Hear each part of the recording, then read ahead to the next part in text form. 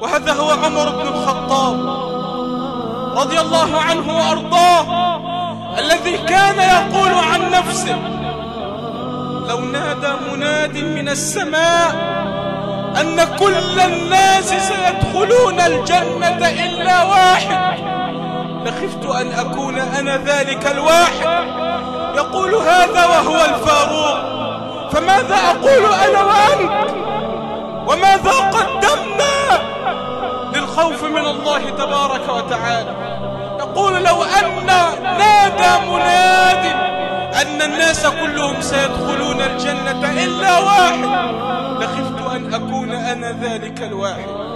كان عمر يقول دائما لنفسه مثل هذه العبارات: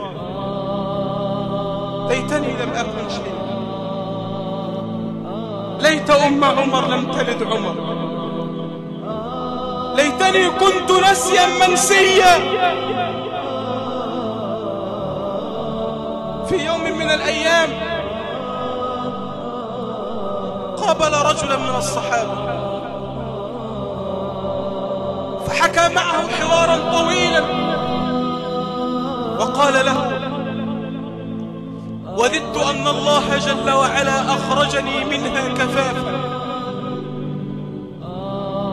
وددت أن الله جل وعلا أخرجني منها كفافا لا لي ولا علي.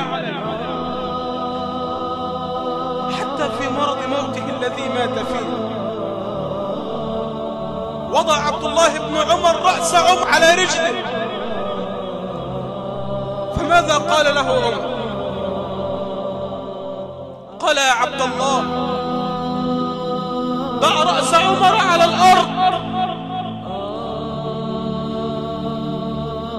لعل الله عز وجل أن ينظر إلي فيرحمني. ثم قال: ويلي وويل أمي إن لم يرحمني ربي.